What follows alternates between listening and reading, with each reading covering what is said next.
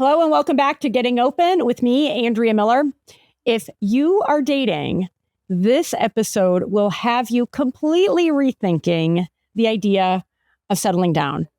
And whether you are dating in the early phases of a relationship or in a long-term marriage, this show will also have you so jazzed about how you can genuinely thrive in your relationship, how you can feel more joyful, more playful, more fun, more high vibe, and be your cringiest, most authentic self. Honestly, guys, this is one of the favorite episodes that I've recorded. And finally, if you're a Jerry Maguire fan, you're going to love this episode. So let's get into it.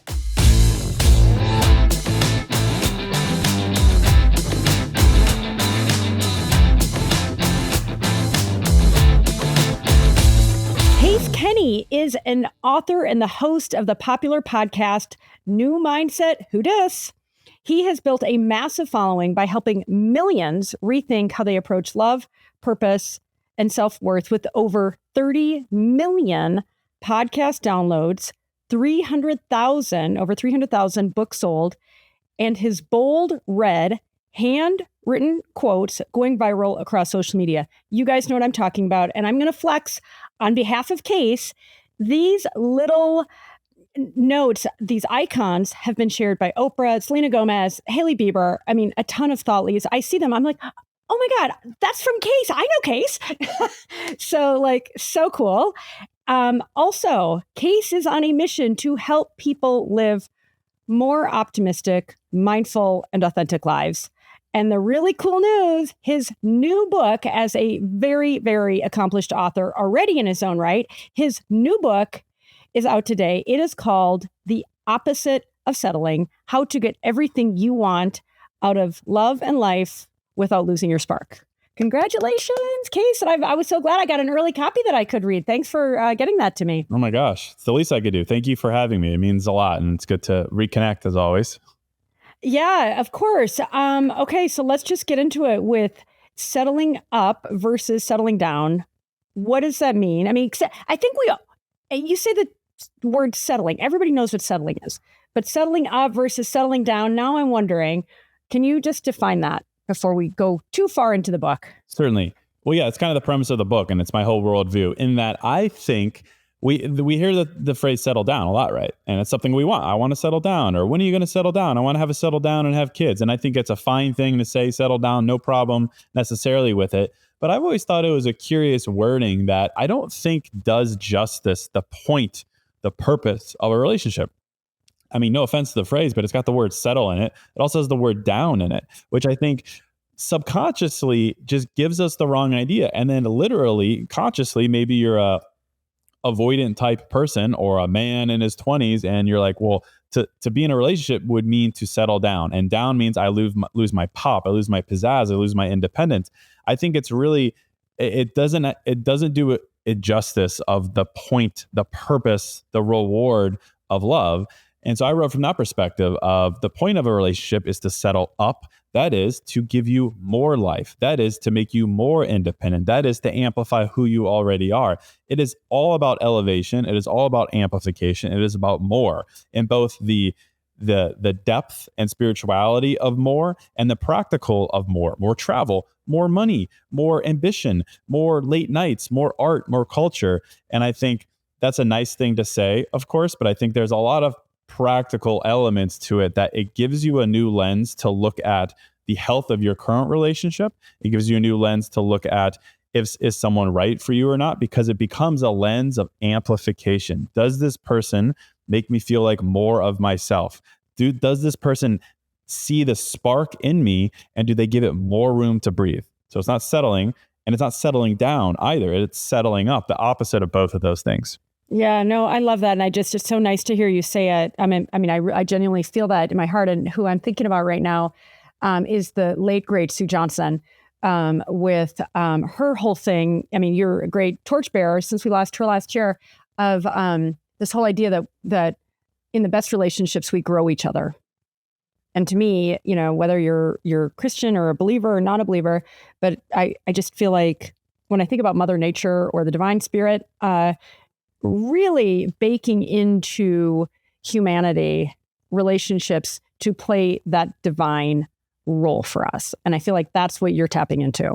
100%. Yeah. I mean, I did a lot of research for the book to add some, psychology and nuance to more of the mindful elements that I talk about. And there's this observation in like social science and psychology that is referred to as the Michelangelo effect, which is just the idea that the right person, the right partner, the right friend, there is something special about them in your life such that they bring out the final form of your essence. That is like Michelangelo sculpted the statue of David by taking a pure slab of marble and chipping away until it revealed the final form. There's something special about your special person in your life such that they help bring out that next level of you. But I think it's also important in that recognition that it's like, you're not presenting this rough form of yourself and your partner is making you perfect or giving you your dream life. It is, we all have the capacity to create our own dream lives. And to get to, in the book, I talk a little bit about what does an ideal self look like. You are very capable of getting to like 96, 97% of your ideal self. But there's that 3%, that 4% that only your special person can help you get to the next level of. And I think there's a beautiful sense of power in recognizing that. That is, on your own, you have this amazing capacity for joy and ambition in life. And then you don't need to put your life on hold to live your best life, for one. But then once you do find your partner, you have this amazing sense of Michelangelo phenomenon whereby your closeness enables them to help you reveal that final purest self, ideal self essence. And I think that's a beautiful thing to realize and to celebrate and to look for, most importantly, in a partner. Yeah, I love the Michelangelo analogy. It's like this divine sculpture is there. It's a matter, already there, right? And it's just a matter of helping realize who is already there. But talk to me about that 3 or 4%, and let's just go a little bit further, because on the one hand, I feel like this idea of, I'm looking at you, Tom Cruise. You Complete Me. Remember in what was that movie? I actually don't know what movie that's from, but I know the line, as everyone does. Yeah, exactly. All right. Well, we can flash it across the screen in post production over here. But so it's like, okay, no, we're past this idea that you complete me, and instead I feel like we've kind of shifted into, I'm totally great on my own. I'm not looking for somebody. I don't need somebody. When you're in that mode, you're kind of in your highest vibe, right? And that's, it seems like when you're not looking is when you find somebody. But then you talk about the 3 to 4%. I'd love to understand that. And is that a number that is just meant to communicate something small, or is there some kind of social psychology that talks about that last little bit? Yeah, I mean, the number certainly is maybe not that important. It's basically just trying to reflect that it's a small amount, but an important amount. I think it's more of the mentality behind it. Like chapter 1 of the book is about something that I just made up, and I refer to it as the out of town confidence mindset, which I think is kind of what you described there as well, as the fact that I am whole on my own and I can get a lot out of life. And then someone comes along and amplifies it, but I'm not desperate in my search for that person. The idea with out of town confidence is the very subtle observation that when you travel to a new city, let's say you live in Chicago and you come to Miami, and you get down here and you got a little bit more pep in your step. You're a little bit more adventurous. Especially Miami. You got mojo. Maybe is the wrong example. You're you have too much tequila. You're like, but you're feeling a little bit more confident because here, first of all, people don't really know you. So you're not tethered by this weird expectation.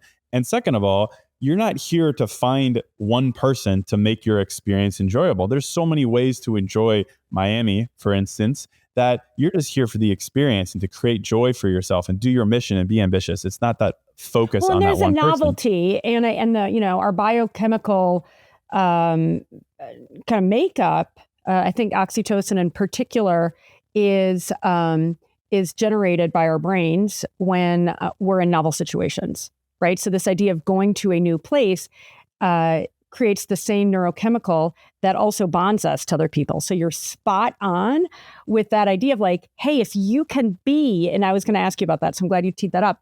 If you can be in this out of town, mentality. And I have found myself like this, like, oh, I'm in Paris and I'm in London or I'm, Miami or wherever. And then I'm home and I'm kind of like in my daily routine. And it's like, that feeling of being in Paris or being in London, I can tap into that right now. Like it's a weird kind of eerie feeling when you're like, oh, wait, that's actually inside of me. It's not the buildings, right? It really is a mindset or a heart set. Yeah. Yeah. It's really interesting too. I mean, what you said about the brain, responding so well to novelty and to newness is such an interesting idea that we find so naturally, like when we're traveling, for instance, but it's a mindset that we get tapped into on our own as long as we lean into it. So I think it's a really interesting way to say, I'm good on my own because I can create amazing experiences. But perhaps a great way to find and attract my person is to put myself in that same mindset such that I'm open to meeting someone, but I'm not desperate for them. A lot of the book is about, the fact that a lot of people date to be liked instead of dating to be seen. And hang on, say that again. People, say it again. We date to be liked instead of dating to be seen. In the fact that, we date, who wouldn't want to be liked, right? You date someone, you want them to like you. You want to like them, perhaps. You want to be validated by the fact that someone likes you and is kind to you and complimentary of you. That's a slippery slope, though, of course, because it moves us away from the lens through which we need to be able to say, is this person right for me or not? The lens of do they like me is very misleading, as we know. It's do they see me? That is, do they appreciate me for who I am, what I bring to the table? I talked in the book a lot about, and I reference a fair amount of research behind the idea that what makes you attracted to the right person usually centers around non-conforming traits. That is, the thing that makes you weird, quirky, passionate, intense, too loud, too quiet, too artsy, too ambitious. That's usually the thing that draws the right people your way. At a minimum, though, it's shown that you are more likable than you think you are, for one. And two, you are more likable than you think you are, usually because of the non-conforming trait, the thing that you think turns people off. So I think it's helpful to take a step back and realize both of those things and realize that the greatest gift and the purpose of a relationship is someone who sees you and amplifies. They see you, they see your spark, they see your essence, they see the thing that other people have told you to tune down, and they see it and they celebrate and they say, this is the thing. This is the thing that I like about you. But if we don't reflect that and we don't bring that energy to the first date, we're dating to be liked. And that's a very slippery slope, because when you're dating to be liked, people know what to say. I know what to say to make you feel liked. That's easy. Like, who doesn't? Say like it. Come on. Just kidding. It's called a compliment. Yeah, no, I know. It's called a compliment, and it's called a second compliment, and it's called a gift, and it's called a well-planned date. Those aren't things that show compatibility, unfortunately. So I think leading with the thing that makes you afraid a little bit of being vulnerable is the thing you have to lead with. So it's a little bit of a reversal, but I think ultimately is much more rewarding. Oh my God, there's so much to unpack there. I'm like, okay, where do I start? First of all, the movie with Jerry Maguire. Hello. Yeah, you complete me. Jerry Maguire. Okay, we got that. We cross that off. Otherwise, I'll be thinking about it the whole show. But the non-conforming traits, and honestly, I'm like kind of buzzing over here with excitement, because this idea of celebrating the non-conforming traits, and for us to own that, because, so many of us, and I'll put myself in that camp before. I mean, I'm much more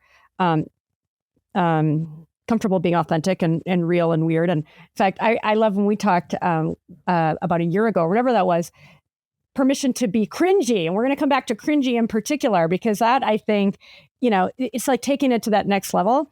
But this idea of, so that non-conforming traits, to lead with that, to show that, I mean, to me, what you're saying and what I've experienced in my life, it does two really important things. One is it's a great filter early on, right? So if I'm showing maybe not entirely all myself, but like comfortable enough, like, and there's a spark, okay, great. Versus, like you say, just being likable and anodyne-ish, so it's like we can get another date. Because I don't want to be a rejected case like that. Like, nobody wants to be, right? But I think that's that fear of being rejected, I would guess, is such a powerful impulse. I mean, it's like the negativity bias. people would, and loss aversion, people would rather lose less than gain more. Right. And so this idea of, this idea of likability, like I would rather have you like me a little bit and not be me, because you rejecting me is so goddamn painful. Right. And so there's a inherent, in my experience and opinion and everything you're saying, an inherent risk in showing that non-conforming trait, even though that's the thing that is going to help, me and whomever, or you and whomever, have the big spark. Right. But I think if people then can say, all right, maybe I'm not willing to show everything, but I can waste less time by showing a little bit more of myself, taking a little bit more risk, so I don't go on, multiple dates with somebody in a way that's artificial, right? So it almost feels like it's a screen, what you're saying, but then ultimately, this idea of like really being you, it's like I feel like I can't be on social media without seeing a post that's like, be the most authentic version of yourself, because that's the most magnetic, and that's going to cause, the real connection. But it's hard to be, but okay, I know I'm like talking so much, but it is scary to be really seen. Yeah. Right. Because then that means that I might be rejected. Like, what do I do? It's easy for us, and it's easy for anyone who writes about be your most authentic self. It's easy to write it. I think I totally understand. I totally do. I just think it requires a mindset shift from that. Even if you step into the land of be your most authentic self, there's still, I find that most people still have a mentality of I'm going to be my most authentic self and I'll see if they like it. I still think that's the wrong mentality. That's still a passive mentality. I think the better mentality is I'm going to be my most authentic self so that I quickly create clarity for myself. It's one is passive and one is active. And I think that's the difference, because if you show up and you're like, I'm going to be my funniest, weirdest, most awkward self, and I hope they like it, you got half the equation right there. But the latter half, you're still setting yourself up to be on the receiving end of their clarity. What about your clarity? So like, that's like, the whole thing nowadays that I'm like literally at war with is this mentality of I only match, or catch flights, not feelings. I was gonna ask you about that. Yeah, keep going. It's like a very adjacent topic, because these people that are like, you know what, I'm going to show up to a date, I'm going to put my feet up, and I'm going to see what this person has to say, and then if they bring it, I'll bring it. And it's in line with what you were saying, because. And I understand it. It is a self-preservation tactic. In the past, they did the opposite. They were rejected, they were hurt, they were betrayed, they were lied to. And now they're like, you know what? I'm gonna follow instead of lead. And all it does is delay the inevitable once the clarity presents itself. So in line with both of these topics, I always say it's like you show up as your most vibrant and authentic self, not because it's just like a nice little rhetoric of self-help, but because you are creating clarity for yourself. That's the whole objective. The objective is as fast as possible for you to collect data on that person to see if they're on that level. It's not, and obviously you would like to be liked by them, but that's not the mentality. The mentality is I'm going to put all of this out there. I'm going to be the first to try, the first to love, the first to speak, and I'm going to see if they're on the level for myself. And I think you're still going to have the sting of certain conversations or lack of enthusiasm in return, but it's a different mentality. You are showing up with the intention to create clarity for yourself versus hoping they create clarity and then you match their clarity and then you do this weird little dance. So I feel very strongly about it. You're getting me fired up. And honestly, I'm right there with you. And I feel like we've gotten into this, and maybe it's a cancel culture and people are so exposed on social media where it's like there's so much more of a protective stance that people are in. And honestly, and whether it's you're dating or you're in a relationship, let's face it, I think all of us have a certain degree of walls or masks out of self-preservation, and some of them are appropriate, right? But this idea of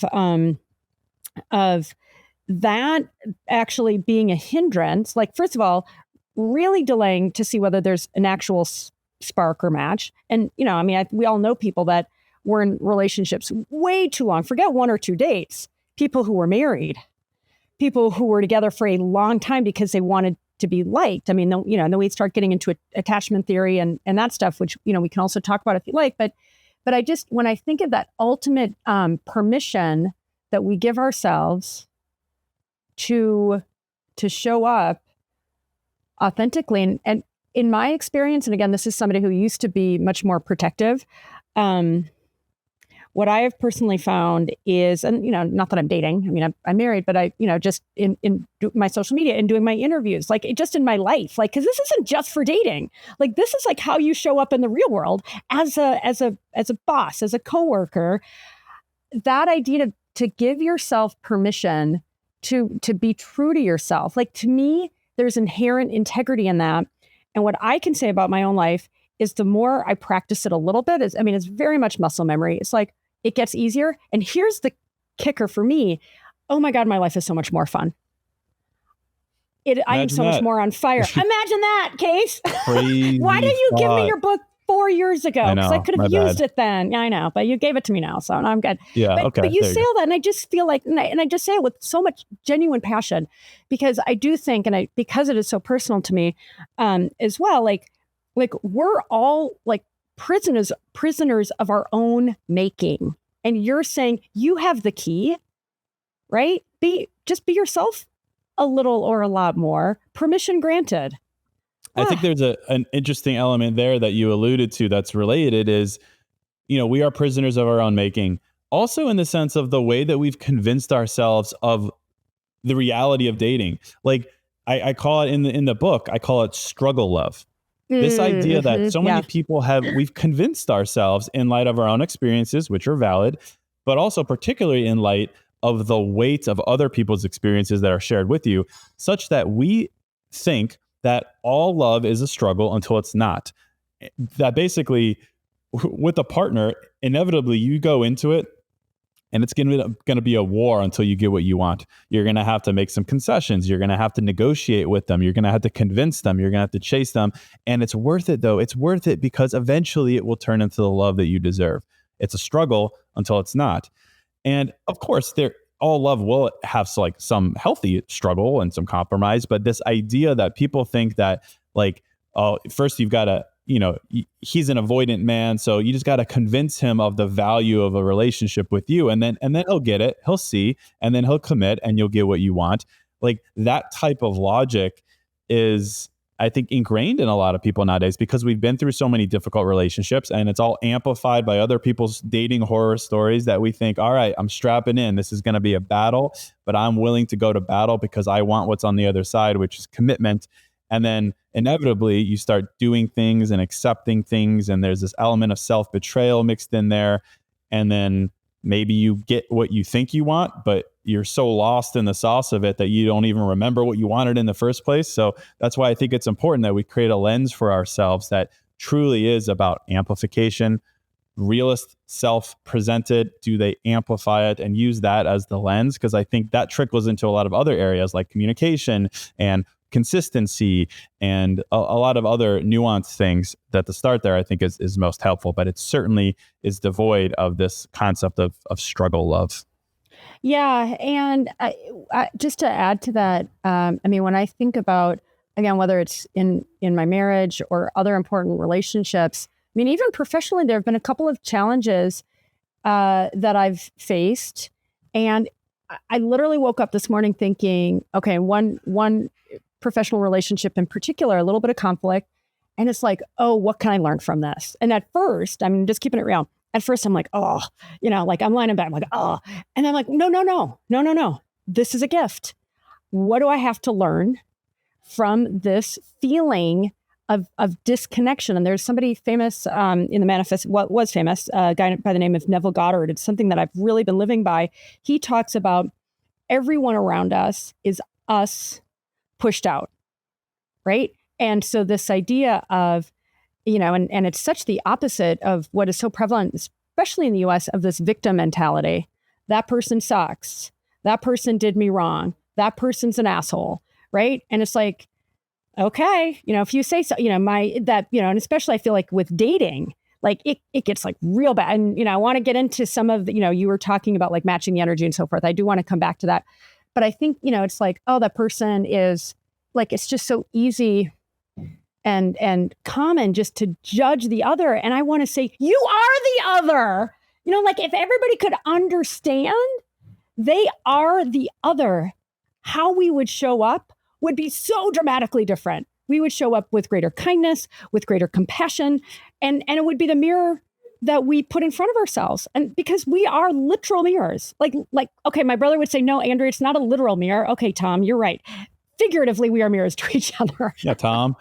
Well, Tom. I love this topic in particular because I think there's a lot to be said there about like attraction and like the law of attraction within what we attract and what that means about us. Absolutely. I also think, and my other favorite subject is just the idea in general about how increasingly people are wired to want winners and losers, and the way we vilify our exes and we vilify men and we vilify women and we vilify the whole process.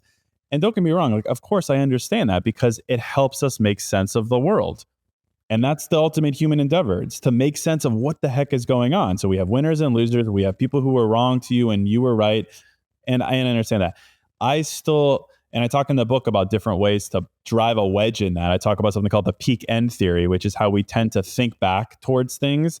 And we use memories in kind of a manipulative way to either make us feel worse about ourselves or to predict the future in a negative way, whether we're remembering how it ended, whether we're remembering the peak and we think about how we lost it. I still come back to the idea, and I always forget the name of the philosopher, but he said that cheerfulness is the most certain sign of wisdom. And I always think about cheerfulness, particularly in light of our memories. Crazy thought, can you look back at a relationship, a person you went on 4 dates with, but it ended up not going anywhere, someone you dated for a year, but it ended in a dumpster fire? Can you look back and still appreciate some of the good moments and be cheerful and appreciative of them rather than throwing out the entire memory? It makes me sad to think about people going through life just totally throwing away entire chapters because the ending wasn't right. And I think what a lot of people are going to realize is that the majority of your life is built and experienced in between moments, right? The moments between dating and finding your partner or working a job and getting your dream job. If we throw out all these in between moments because they didn't lead to the ideal form of what we want, we are throwing away so much of our lives. And I think it's also relevant in dating, particularly so around the way that we villainize and blame ourselves or other people.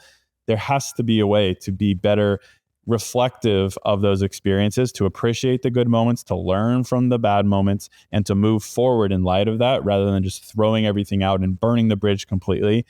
To me, that just makes for a more enjoyable human experience, and a little bit less angst and blame. So I think it's an important foundational mindset while you go and do some of the more practical things. I mean, totally. Something that I've been talking a lot about and thinking a lot about in my own life is this idea of, if you will, and reprogramming. And everything that you're saying just now, it's so easy to vilify the other person and just add on to what you're saying. We might want to throw that chapter out of those multiple chapters. But I think even worse, so many of us cling to the resentment. He was an asshole. She sucked. She really hurt me. And it's just it's like, okay, if that's a story that you're going to cling to and carry, then that is going to negatively impact. That is called there's a clinical term that I'd like to use, baggage. You know what I mean? But we choose. And so many of us were just raised. I mean, let's face it, I always say, and it's not my stat. This is a neuroscientist will tell us 95% of what's running the show is our subconscious. And that was programmed for us for the most part. So what you're talking about in all your work and mindset, and this in particular, is a very conscious decision to start that unraveling, to start the deprogramming. And I would just urge everybody listening, when you're sitting there and thinking about what an asshole your ex was, not to sit here and say, oh, I was an asshole too. Forget that. Can you be cheerful? What did he do right?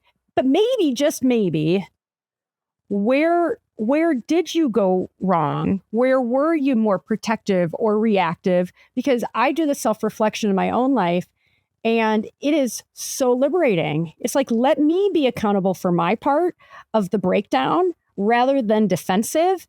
It's a game changer. Yeah. I like that a lot. I like the idea of reprogramming too, because the purpose of what you just described, which is amazing, which is to be able to pick out some of the pieces of wisdom that you could actually use from the experience without throwing the whole thing away, is I think, and this is just my worldview, I think the purpose of mindful practice, I think the purpose of self-reflection is to help you return to or create from scratch a better sense of trust in yourself and in humanity. That's the whole purpose. It's trust. It's trust in yourself. Trust is your default. If you want a little bit of research anecdote on it, there was this study that was done in people's careers where they followed these groups of corporate workers over like 30 or 40 years. And they divided them into two different mentalities that they had. The first mentality was people who said, it's a dog eat dog world out there. You got to look out for yourself. You can't all be successful. So if you got to stab some people in the back, do it. Like, watch out for yourself. The other group, their mentality was trust is my default. I trust that you and I can both be successful. There's enough room for us to be successful. I trust that Doug from accounts receivable will do what he says he's going to do, right? It's trust. And they overwhelmingly showed that the group that had trust as their default was promoted more, made significantly more money, and emotionally was happier, how they quantified that. I always thought that was super interesting. If that's true in something that we have such tangibility with, your career and success, it's got to be true in other areas of life. So I think the whole endeavor is, how can you return to trust in yourself and as best you can trust in others? And that's the entire point of self-reflection. And if you're throwing away experiences, if you're blaming yourself, if you're cherry picking memories to support hurtful conclusions, you're not doing that. So the goal should be, how can I reflect on this experience to fuel my trust in myself such that next time I'll lead with higher standards? I won't match energy. I'll bring my energy. I'll create my own clarity. What an amazing lean forward way to live your life, as opposed to everything we just discussed about not doing that and then knowing perhaps the goodness that'll bring into your life. I think that should be the objective. How can I trust myself more? To trust yourself more, you don't need to tear other people down. It's you trust yourself more. You trust that you will have your eyes open more, your heart more attuned. I think that's a great mentality that kind of helps remove some of that distrust, obviously, but also some of that vilification, some of that condemnation of other people. I think it's a beautiful place to operate from. I love that. And honestly, I feel like I'm like, bro, get out of my head. I mean, because to me, yeah, I know, right? This whole business of trust. I mean, again, just, thinking about my own life and what a game changer is. And let's face it, I mean, it's an easy thing to say. It's a harder thing to build, but I feel like it starts with self-awareness. And even going back to the beginning of our conversation, people are going to be much more able to show those non-conforming traits, even just a little sneak peek preview, if they feel a greater sense of trust in themselves, right? And it takes, you know what I mean? But then it becomes that self-fulfilling prophecy of, I showed myself, and yes, some people, I'm not for everybody, and that's a good thing, right? Who I am for, that's where the match is going to be, right? But I also, I know I said it a little while ago, but I think what's so great about this book and your philosophy is, forget philosophy, like practical application. This isn't just for dating. This is like how to live your life, right? So if you're showing up with more of your non-conforming traits, more authentic, a little more cringeworthy, and that you're bringing that trust. And I love that study that you described for those of us who might even like, hey, is that true? Yes, it's true. To really actively cultivate a greater sense of trust. I mean, to me, that is a genuine game changer because it's how you show up, right? Because if you're showing up with distrust, well, then that leads to again, in this example, like you were saying, fewer promotions, less compensation, all those things. And what I would posit, I mean, you said a greater happiness, I would say a poorer lived experience versus I'm showing up as my authentic self. I don't have to wear the mask because guess what? Wearing the fucking mask is exhausting. To keep up the pretense and to be performative, it's exhausting, and I am missing out on fun and joy. Yeah. You know what I mean? It's also a really interesting framework too. So it makes you more optimistic. Like, doing this thing is what makes you more optimistic. It's not the other way around. Like, not to just like pepper little pieces of research in here, but I read something interesting the other day. I'm blanking where I read it, but maybe it was the APA or something, but it was basically talking about how using regret as a compass for making decisions, for showing up or not showing up as your realist self, it makes you more optimistic. They basically had these two groups of people make decisions on things, small things, little things, big things. And they had one group say, hey, just make a decision. What's your decision? They had the other group that said, hey, before you make your decision, I want you to think about whether you would regret doing this or not doing it. Use future regret to make the decision. And then they showed overwhelmingly that the group that used regret as like their framework, they had a greater sense of optimism and calm in light of the decision, because it was just the work of I did the mental reflection, I did the decision, that's all I can do. So what's there to overthink? And that's such a small little thing, but like it should be the same mentality with showing up. Like dating, relationships, everything is just rampant and filled with overthinking and what ifs. If you can remove that from the equation through a little bit of using regret as a compass, and then leading that to push you to show up as your most real self, then there's none of this stuff that we tend to do in light of struggle of, where we're like, well, I'll just kind of hide my crazy for a little bit and then I'll spring it upon them, or whatever weird rationalization we have. So I combine all those things just as more ammunition to what you and I are both ping-ponging back and forth about, which is showing up as your realest self, both as a way to attract the right person, repel the wrong person, and perhaps as a little cherry on top, as it makes you more optimistic. Yeah, no, I love that. And the attracting and repelling, right? Because it is about finding the right person. But I do want to come back just for a moment.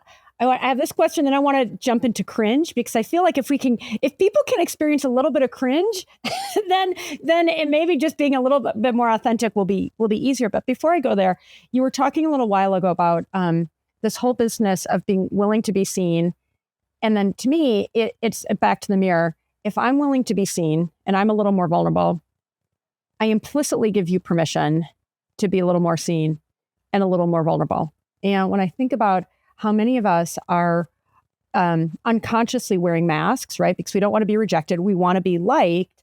But the truth is, I mean, to me, it's like the more we give ourselves permission to be seen, the more it's like our parasympathetic nervous system, the rest and digest, the part of our literal nervous system that holds joy and gratitude.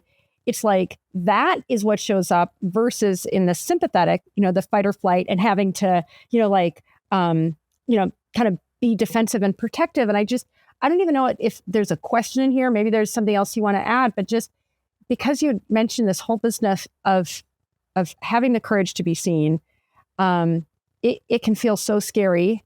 And yet, to me, it is the literal, maybe not literal, but one of the greatest gifts we can give ourselves. And whether we're on a dating journey or in a 10-year marriage or a 30-year marriage. I mean, my marriage is transforming, and we've been married for 20 something years because I've done so much more work. I'm showing up so much more open. And it has been like, talk about the mirror. I mean, my marriage has been better than ever because I'm showing up and I'm showing myself more, right? So this is like game-changing stuff. Yeah, I think it really is. I mean, in light of what you just said, which is a very powerful anecdote, I also think of what is the purpose of a relationship outside of some of the deeper stuff that we're talking about here? I think the purpose... I mean, a lot of great sex, but other than that, okay. that too. But even related to that, I suppose. Yeah. But I think the purpose of a relationship is to return you to a state of playfulness. And I think that requires you to be grounded in being weird, quirky, passionate, intense people.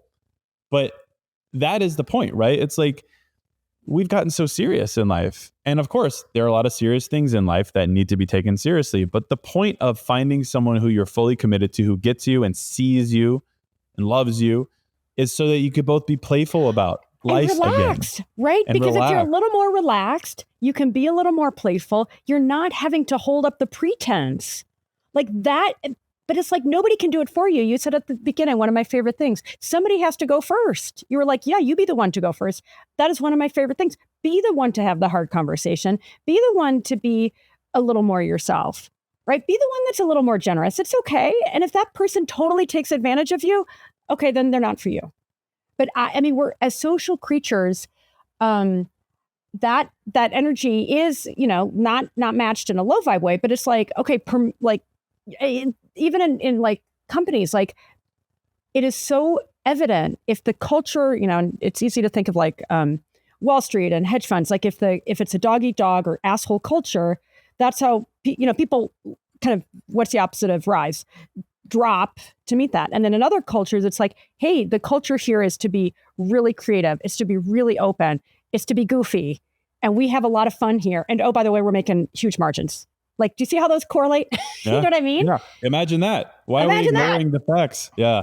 No, I think establishing that culture of playfulness requires vulnerability, but it also requires humor. Like I even talk in a book on the related to playfulness, cringe, being weird is like, and I reference the work of the Gottmans. You talk about emotional bids for connection. How do you relate to someone? How do you further connect with someone after you've been married for 20 years? There's many different ways. One of my favorite ways is shared created humor, not just like laughing at each other's jokes, but creating new humor together.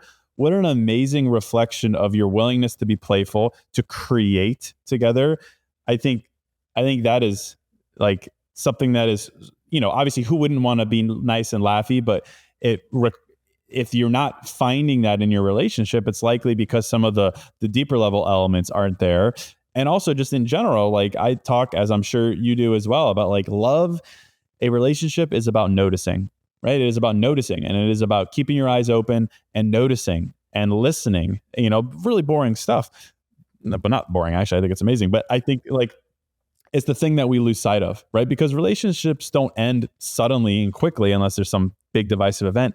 It's a slow erosion of not leaning in, not listening, not being in tune. And what does that lead to? Well, it makes things a little bit more serious. There's not that ping pong back and forth of bids for connection. You lose a little bit of the playfulness. You lose a little bit of the humor. What does that turn into? Resentment. What does resentment do? Kills a relationship. So I think these things are all connected. And at the very base foundation is what we opened with, the idea of showing up as your weirdest, most passionate, vibrant, loud, quiet, whatever it is, self. So I think it's worthy of us talking about this right now for 42 minutes because I think it's that important. No, it so is. And honestly, I'm going to bring in one of my other very favorite people, let her rest in peace, Helen Fisher, the great late Helen Fisher, biological anthropologist, number one person quoted on love. She would talk about in her deep body of work, back to the oxytocin business, we go from romantic love to attachment, right? And that can feel like, to your point, that can feel like a little less exciting, maybe a little heavier. You got to work a little bit harder because you don't have necessarily all those neurotransmitters that are so prevalent, that are literally flooding your body as they are in those first months or years of romantic love. She would always talk about, that novelty, having fun, being playful. That's what triggers the oxytocin. So you're talking about the playfulness, talking about the fun, having the jokes. It punches above its weight. It's not a throwaway. It is so imperative, right? Because by the way, a lot of people will be married for a long time, not very fucking joyfully, right? And we've all seen those kinds of marriages and relationships. And it's like, you've got to be, to your point about like the noticing and being really intentional. In fact, I was chatting with a friend the other day. She was like, oh God, like she was just kind of annoyed with her husband, annoyed with her son. She's like, oh, it's not fun. And I just kind of looked at her and I was just in a mood. And I'm like, bring the fun. I mean, and I've been in there before too, so there was I think it triggered something in me because I've been like, oh my God, I'm just feeling so bored. It's like, okay, well, there you go. That triggers something in me too, because I think it's back to the question of like, be the first. But again, back to all the topics are related. It's like, when we have been hurt or we're feeling frustrated or we haven't voiced an emotion, it's becoming resentment. For us to be the one to voice it or to speak up or to make the joke, it feels like they're wrong and we're forgiving them in a sense. It's like we have to be willing to be the person who makes the move and does the thing. And it's one of those things that I talk to people I talk to people and I talk to women in particular, and they're like, yeah, he's not doing this thing that makes me feel loved. And I'm like, well, why don't you bring it up? And they're like, well, he should know that. And then the rationalization of, well, if I bring it up and then he does it, he's just doing it to placate me. And I was like, I understand what you're saying. Like, I understand where you're coming from. But like, first of all, we have to recognize that no one knows how to love you perfectly. But to voice saying, hey, like, I know you're trying, but it's not really making me feel loved. This makes me feel loved. It's the best way to look at a relationship, because if he receives that without ego and is like, oh my gosh, thank you, I want you to feel loved, and suddenly adopts the behavior, what more are you asking for? I mean, that's like that's what we want. Right. And obviously, you know, there's an element of nuance here with like, if you're having to like repeat the communication, but like conversations like that, I think are so healthy, not only on your own terms so that you don't allow yourself to become resentful about this thing that you haven't voiced, but also engaging how someone responds to that. When you bring up something that's a little bit difficult to talk about, being like, hey, you know, I know you love me, but I don't feel loved by you, or this thing or that thing. How someone responds to that is very, very telling about their commitment to the relationship and the ego in the relationship. So I think be the first to speak. It can only bring good things your way, or at minimum, it can only bring clarity your way. Well, do I have permission to quote Jerry Maguire again? What we can do I just on this episode. Help me help you. There you go. I mean, help me help you. Help me help you. And I think that is a Jerry Maguire quote. So you're welcome, Tom Cruise. I'm just trying to get everybody to, you know, watch you when you were like 27. Yeah. No, but in all seriousness, I love what you're saying, because as a woman, I can relate to that. I mean, I've literally had that thought. He should know. Like, what a fucking stupid thing to, you know, and by the way, I'm just calling myself out, right? And all you ladies are like, oh yeah. Like, and sometimes they need to hear it a few times. Like if the guy doesn't get it or the woman doesn't get it the first time, give them a little grace. Oh, and I mean, Terry Real talks about this. Give him a little credit. Like if they don't get it 100%, even if they get it like 10%, notice the 10%. Oh, I saw that you got like, oh my God, you were trying. Thank you. Right. But it's back to what we were beginning with the conversation with, Case. I think what's scary to people, if they ask for something and they don't get it, that feeling of rejection is so freaking scary and painful. It's easier not to ask. So that's loss aversion dominating versus saying, I am forfeiting what could be this magical relationship, unlocking more of my magical self, because I'm afraid if I ask for something, I might not get it. And that to me that needs to be deprogrammed. And we're missing the opportunity, I think. And again, I'm, you know, without talking too much more about my own marriage, since that's kind of off limits on the show, but these very things are what I'm personally experiencing. And I've been with my husband for a long time. Right. And I say this really seriously, again, you know, just recognizing wherever you are in your dating or relationship or marriage journey, it is not too late to start practicing these things for yourself. And what you can unlock in somebody else, it is like major, like capital M major. Yeah, and it's exactly what you're teaching people. And I love it. Yeah. Well, I appreciate those anecdotes because I mean, yeah, I think what I take away is like we have such a larger capacity to create clarity for ourselves and then we tap into. And there's many valid reasons why we're averse to it. We are human, but I think returning to that place of power, I think can only reward you in the long term or in the immediate, because we've made up a whole story that maybe isn't true. So I think create clarity for yourself, create that trust in yourself, and I think it'll lead to only good things and an amplified version of a relationship or the right relationship. So I think it's certainly underrated. Well, and I just want to just chime in because you've used the word clarity a handful of times, and just to really underscore that, because I think that is such an underrated thing, right? I mean, if you can have the maturity, and it does sometimes take some real maturity. What do I want? What is most important to me? And that can shift over time. What you want, you know, in your 20s may be different than what you want in your 40s or 50s. But I do think really having that clarity and owning it will help your dating or your relationship life be more efficient, and you'll be much more likely to get what you want. Because let's face it, if you don't have that clarity and then you're not getting what you want, and you're like, frick, well, you know, like, no wonder, you know, because you haven't given it to yourself. And I equate that with emotional maturity, because a lot of times it's like there's this, like, I just want to be happy. Well, okay. I mean, everybody wants to be happy, but like, take the time and drill down a little bit more. Right. And I don't know. I mean, so I just wanted to home in on that. Okay. We're almost, I want to keep you for like another hour. I'm so sad you have to go soon. All right. So we'll do a quick rapid round in the next 6.5 minutes. I promised cringe, because this is something that you talk about, and like looking at you, you are like the least cringiest person in the world.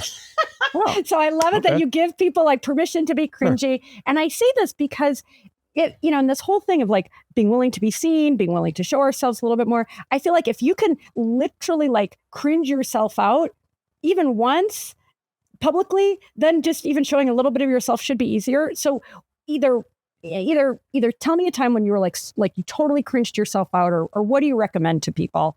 And to be detached, like that to me is a superpower. Like, and I've cringed myself out with some of my social media posts. I'm like, oh my God, cringe. And then I'm like, guess what?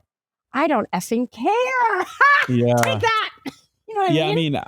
I to answer your question in light of trying to make it rapid fire, I mean, I would say like when I first started doing this work and like my podcast, I was working a corporate job. I was a regional vice president of sales at an ad tech company. We took ourselves seriously. We made money. We took clients out. It was a whole thing.